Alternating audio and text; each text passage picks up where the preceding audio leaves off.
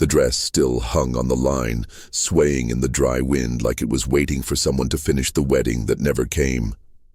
Dustwater Ridge didn't mourn the dead man 6 feet under. He hadn't lived long enough for anyone to remember his name. 4 days was all he got after Clara stepped off the stagecoach in a blue bonnet and soft shoes, holding her trunk of books and her heart like both might break in a place like this. Should have stayed east, someone muttered as she passed the saloon. Clara didn't answer. She didn't look up. She hadn't spoken much since the burial. She kept to the one-room cabin behind the feed store, the one they said was cursed long before she arrived. By night, candlelight glowed from her window, the flicker of a pen scratching paper echoing into silence. By day, she carried a stack of novels like a Bible, Mark Twain, Bronte, something she was writing herself. No one asked, no one cared.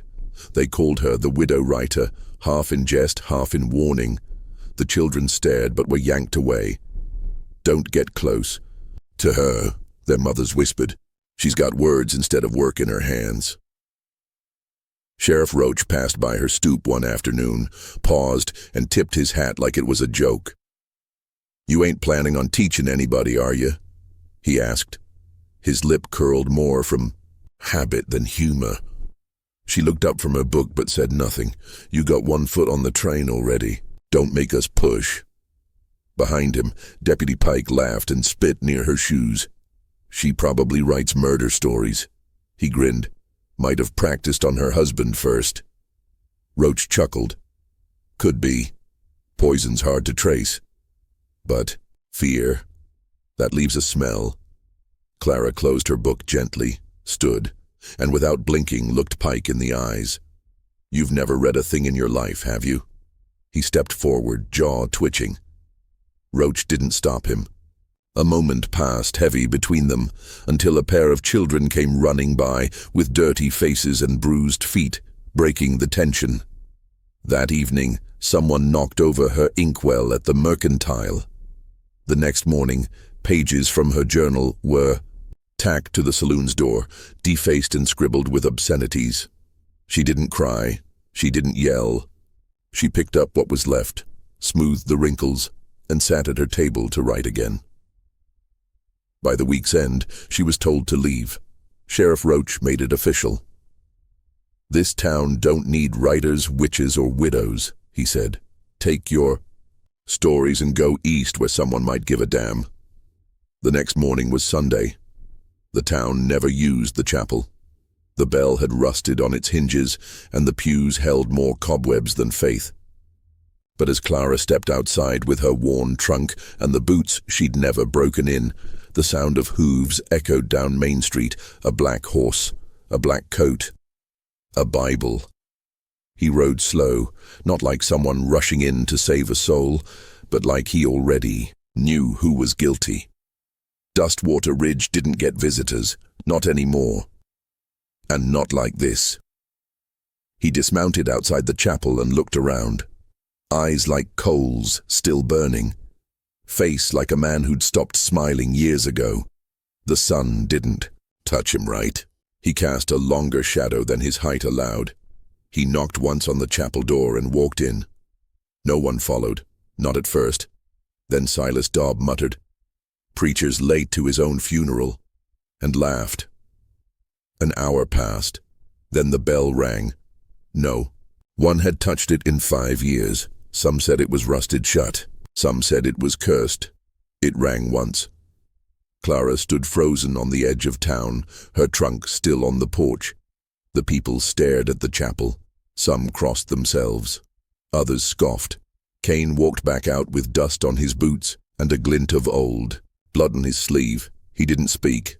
Not to them, but he walked straight to Clara. "You staying or leaving?" he asked. She didn't answer, just blinked. He nodded once. "Then I'll stay too."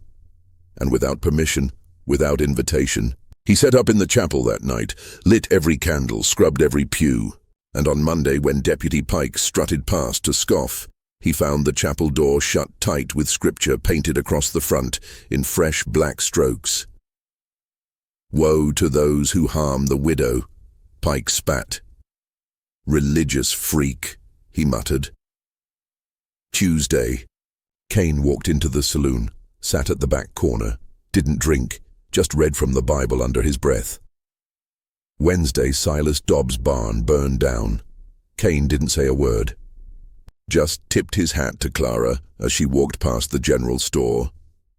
By Friday, folks were talking less and watching more. Children who had once avoided her now followed her as she walked to the edge of town.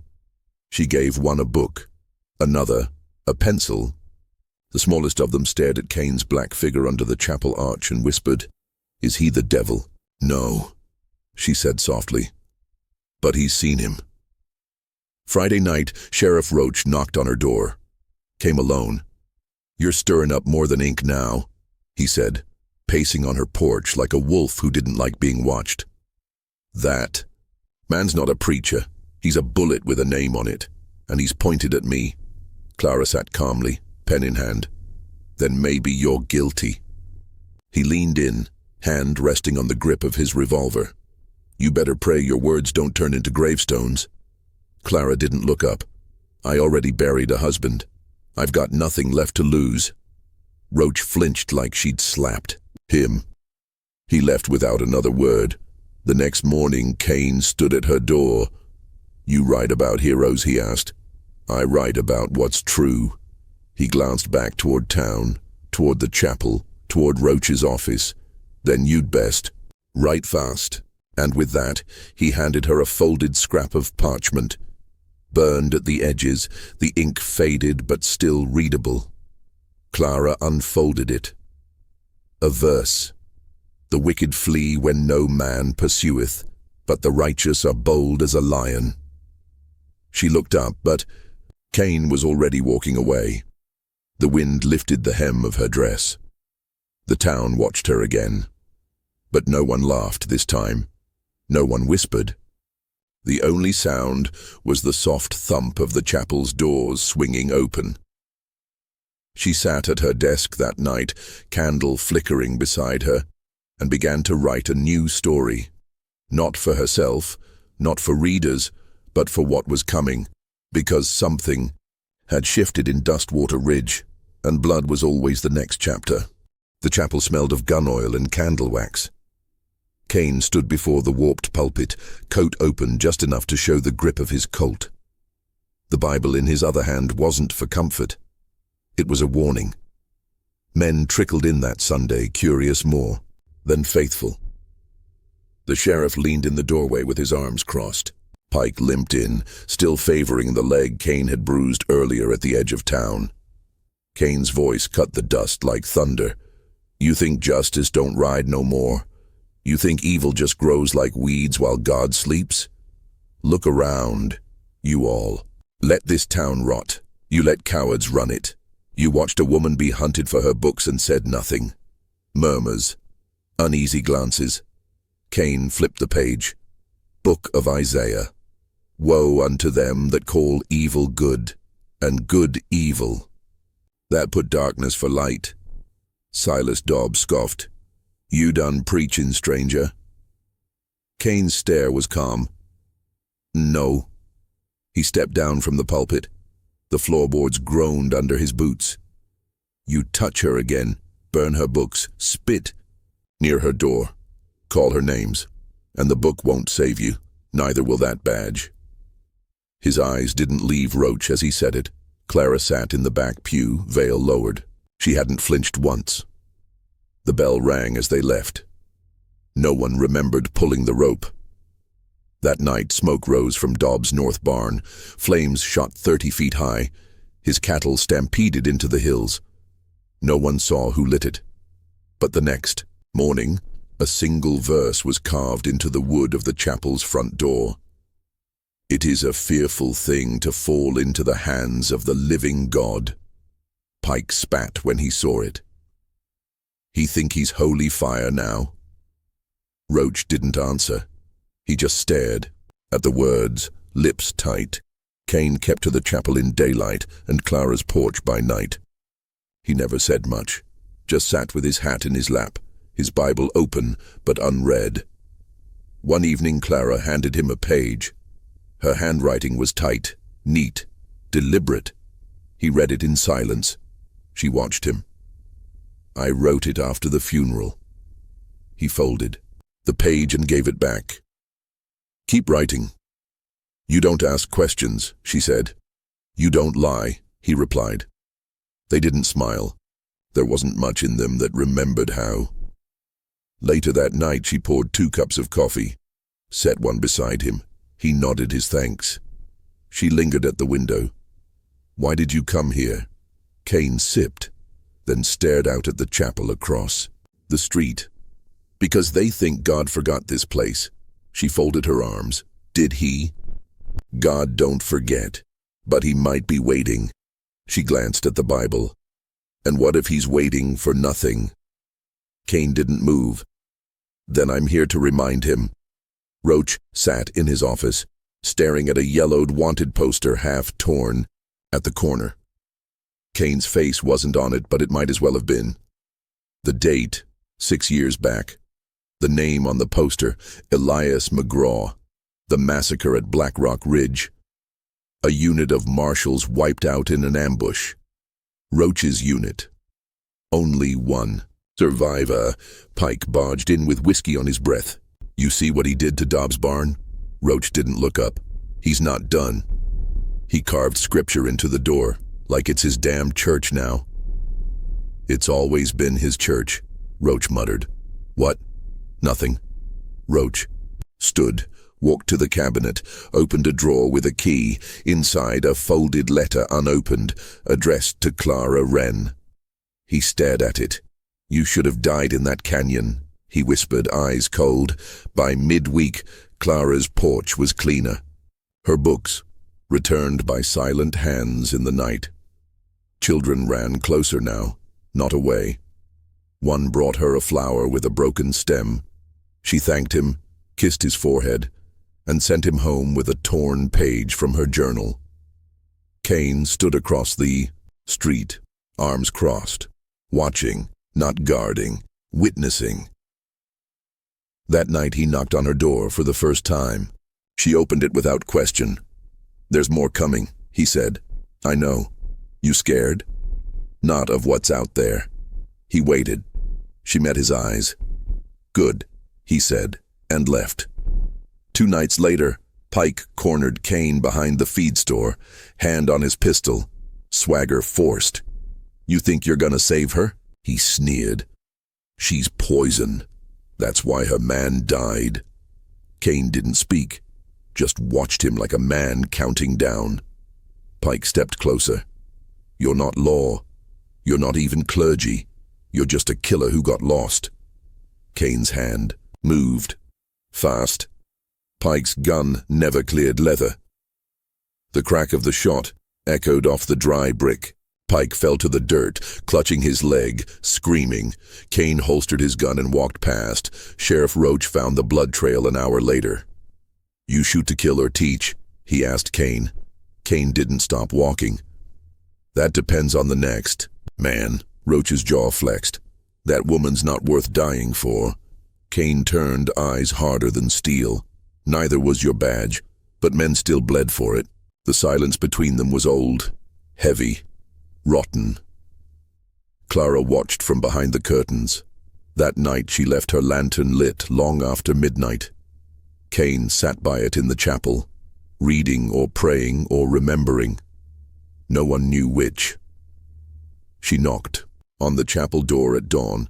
He opened it like he was expecting her. She held up the letter. "This was under my floorboards." He took it, read it slowly. It was her husband's handwriting, Roach knows. About the land grab, about the railroad deal. "He's planning something. If anything happens to me, look for the preacher." Cain looked up. "He sent for me." Clara nodded. "I didn't get the letter, until now." They stood in silence. "He was trying to do the right thing," she said. Cain handed her the letter back. "Now it's your turn." "What? If I can't?" "You already are." That afternoon, Roach nailed a new notice to the saloon door. No assemblies, no chapel sermons, no outside preachers, Kane tore it down. Roach rode out to Silas Dobbs' ranch, found him packing a satchel. "We've got a Kane problem," Roach said. Dobbs scoffed. "We've got a fire starter with a Bible." "We've got a reckoning," Roach replied. Dobb paused.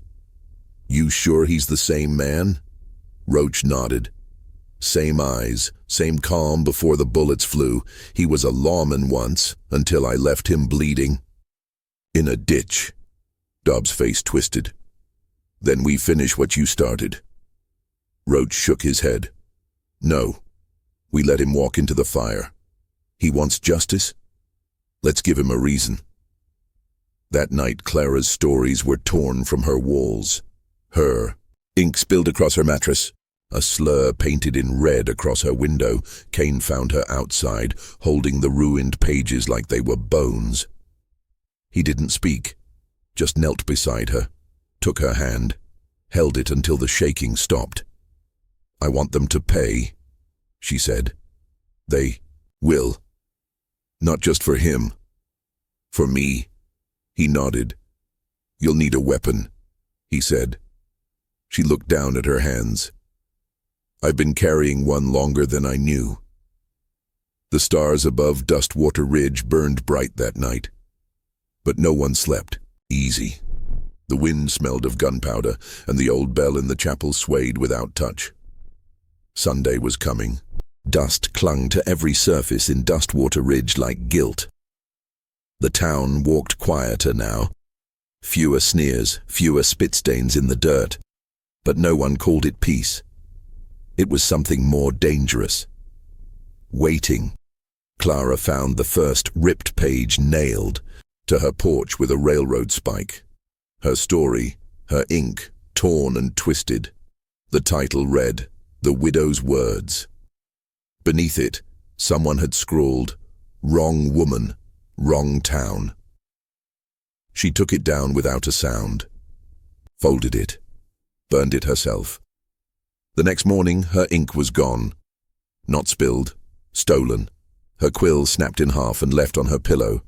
She stared at it a long time before placing it gently in a drawer beside her wedding ring. Children stopped, visiting.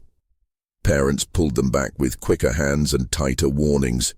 One boy, the one she'd given the pencil to, tossed it at her feet before running. "Mama said you bring death," he mumbled, eyes wide. She didn't pick it up. At dusk. Kane sat outside the chapel with a shotgun across his lap. He watched everything, said little. When Clara walked up with the broken quill in her hand, he raised his eyes. "They want me afraid," she said. "They want to see what you'll do next." "I'll write," she said, more to herself than him. "You already are." He opened the chapel door for her. She walked past him, the candlelight inside flickering like nervous breath. Roach met with two men the next morning in the old telegraph station, bounty riders with quiet mouths and loud guns. One wore a poncho stained with dried blood. The other didn't bother hiding the notches carved into his rifle stock. "You'll find him in the chapel," Roach said, voice level. "He thinks God's watching." "What do you want him back in?" the poncho man asked. "A box or a bag?" Roach poured himself a drink. "I want his blood to stain the pews." They rode out before noon. By sundown, one was dead. The other came back with his ear half gone and a Bible verse carved across his saddle. "Touch not mine anointed, and do my prophets no harm." Roach threw the glass into the wall. Pike limped in behind him, face pale. "He's not alone out there anymore. The people, some of them are listening to her." Roach didn't speak for a long time. Then he opened the drawer again, took out the letter. He read it this time. "If anything happens to me, follow the trail. Kane will come. He always comes." His hand shook when he folded it back up. Clara sat in silence that night, staring at the folded pages she managed to salvage. The stories were out of order, but she wasn't writing for structure anymore. She was writing for memory. Kane entered quietly, placed a fresh bottle of ink on her table. "I didn't ask," she said. not looking up. "I know," he answered, setting down a clean quill beside it. "You think words still matter here? Only when they're backed by something heavier." She nodded. "And if the weight's too much, then let me carry some of it." She reached for the bottle. "You already are." Kane hesitated, then pulled something from his coat. A brass badge, dulled by years and ash. "I was law once," he said, "before Roach sold out our unit." Clara didn't interrupt. "We tracked a gang through Black Rock Canyon. Roach said he'd flank them. He rode the other way, watched them ambush us from the ridge. 13 men died. I crawled out with this still pinned to my chest." She stared at the badge. "He left you there." Kane nodded. "Thought I'd bleed out. I didn't. I buried every man I could find. Burned the rest. And then I became something else." Outside, a rock shattered her window. She didn't flinch. Kane was already at the door. He scanned the street. A child's shadow vanished behind the tannery. "They're getting braver," Clara said. "No, they're getting desperate." She opened her drawer, took out the letter from her husband again. "I should have known," she said softly. "He was afraid. He told me to stay back east. But I wanted the story. I thought I could write my own ending. You still can." "I wanted love," she admitted. "Kane didn't move. He loved you enough to die for the truth." She placed the letter next to the ink bottle. "Then I'll honor that." The next day, someone tried to burn her cabin. The fire didn't take, but the message was clear. Kane walked into the saloon that evening. The piano player stopped mid-note. Every chair scraped away from him. Even Dobb froze with a glass in his hand. Kane pointed at the ceiling beam, the one above the bar. "Same beam you hanged a boy from last winter, caught stealing a loaf of bread." Roach stood. "You planning to hang someone else?" "No," Kane said. "Just reminding you the rope fits cowards too." Roach reached for his belt. Kane didn't flinch. "I want the truth to come out," Kane said. "The letter, the land deal, the betrayal." "You're just another ghost, preacher," Roach hissed. "Then you better start believing in hauntings." Kane left. No one followed. At midnight, Clara returned to the chapel. Her stories, now bound in twine, sat on the altar. She handed Kane a final page. "You should read this one." He took it, scanned the lines. He came not to save, but to judge. And his words were louder than thunder because they were earned. "You wrote that about me?" he asked. "No," she said. "I wrote it about a man who used to believe in redemption." He folded the page. "And now?" "Now I believe in justice." They didn't speak again that night. He sat by the door with his shotgun. She wrote under the flicker of a candle until the wax ran out. By morning, blood had been spilled near the feed store, an alley fight gone wrong. One of Roach's hired guns lay bleeding, throat slit. No witnesses, just a Bible verse on the wall. Behind him, "For all they that take the sword shall perish with the sword." Roach nailed the chapel shut the next day. Kane didn't fight it. Just sat up on Clara's porch, Bible on one knee, shotgun on the other. She brewed coffee, poured 2 cups. "You ready?" she asked. "I've been ready since the canyon." She looked at the street, quiet as a church before a funeral. "Then we wait." Kane sipped the coffee. "Sunday's close." "It always is," she replied, and Dustwater Ridge held its breath. The chapel door swung open just before sunrise. Kane walked down the aisle alone, coat heavy with dust, his breath white in the cold air. His steps echoed off walls that hadn't heard sermons in years. The pews were still empty, but not for long. He set the Bible on the pulpit like a judge laying down the law, then turned and sat in the first row, hands folded, eyes closed. Clara stood across the street, veil drawn over her face. Her dress was plain, clean, quiet. In her hands, the letter. She didn't move for a long time. One by one, the townspeople came.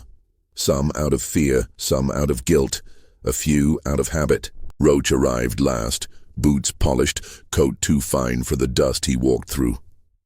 Pike limped behind him, still favoring the leg Cain had ruined. The rest filled the pews like mourners at a hanging. No one spoke. Cain rose slowly and opened the Bible. His voice was low, steady, thick with something older than fury. Matthew 7, verse 15. Beware of false prophets, which come to you in sheep's clothing, but inwardly they are ravening wolves. He let it hang in the air. Like smoke, we let a wolf wear the badge here. We let him kill men with law and call it order. We let him rob the dying and hang the hungry. Roach shifted. You done grandstanding? Cain met his eyes. Not yet. He stepped down from the pulpit, walked past the pews, slow and deliberate. His coat shifted just enough to show the revolver at his hip.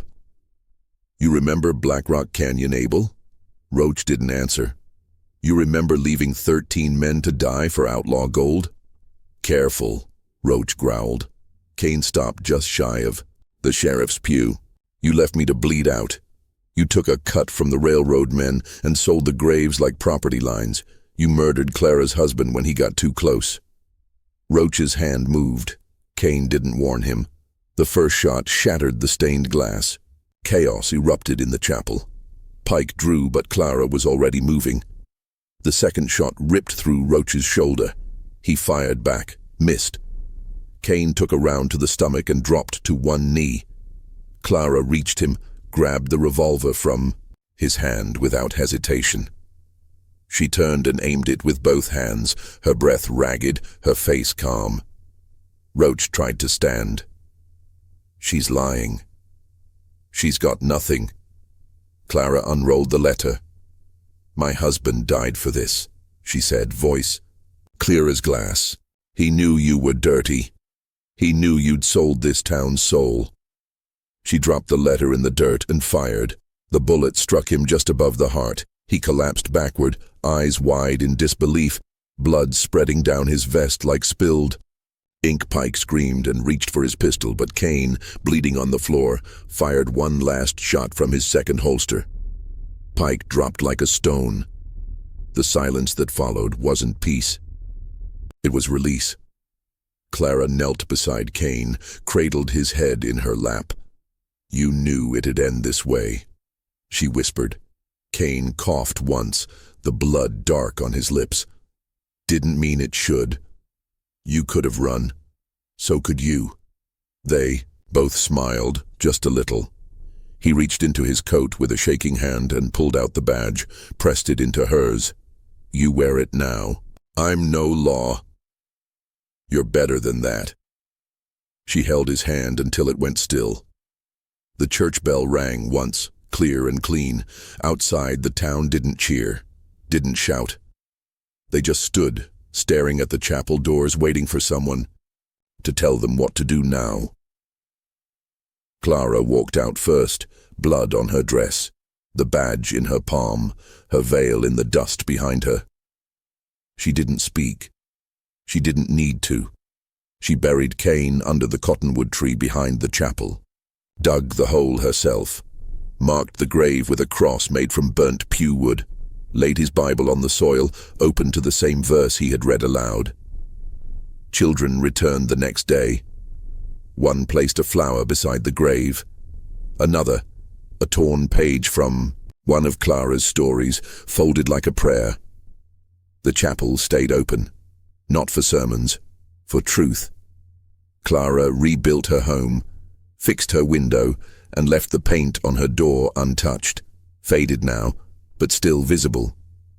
A reminder, she wrote again. Not from grief, but from witness. Her next book was called Dustwater Psalms. It opened with a dedication for the man who came not to save, but to reckon. The story spread, beyond the town, beyond the frontier. Some said it was just a tale. Others whispered it was scripture. But those who had been there knew the truth, and Dustwater Ridge was never the same.